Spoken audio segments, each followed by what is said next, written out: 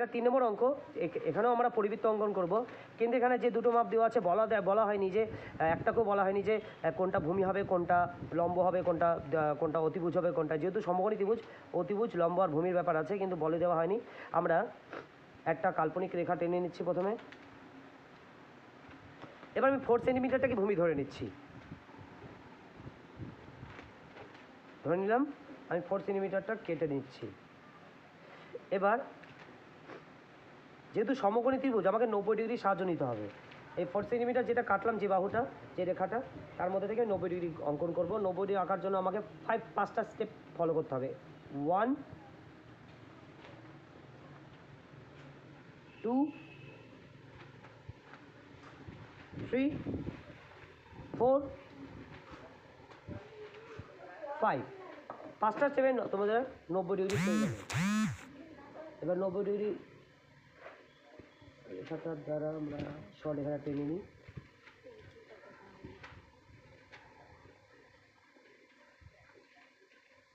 এবার আমরা 8 সেন্টিমিটার মাপটা নেব। যেহেতু বলা হয়নি 8 সেন্টিমিটার আর 4 সেন্টিমিটার লম্ব অতিভুজ বা ভূমির মধ্যে কোনটা হবে, 4 সেন্টিমিটার ভূমি ধরে নিয়েছি।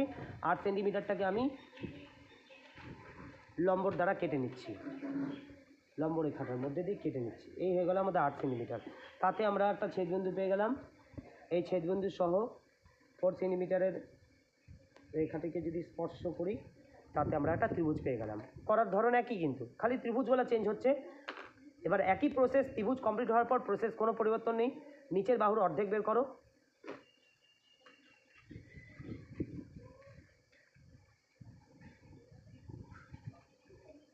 মাপটা একটু সরছে, একটু মাপটা এদিক ওদিক হইতে পারে।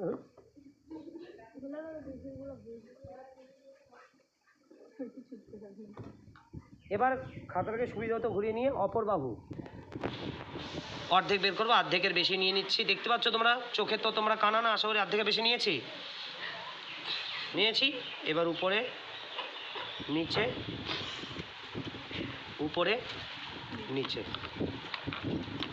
এই দুটো রেখাকে আমরা এখন স্পর্শ করে দেব বিন্দুতে। হয়ে গেল। এবার দেখা যাচ্ছে দুটো রেখা এখানে স্পর্শ করেছে। এবার এখানে যেখানে স্পর্শ করেছে সেখানে রেখে দিচ্ছি। এবার এখানে রাখলাম। Wow, complete. অ্যানাদার সম্পদ, এটা একটা হলো।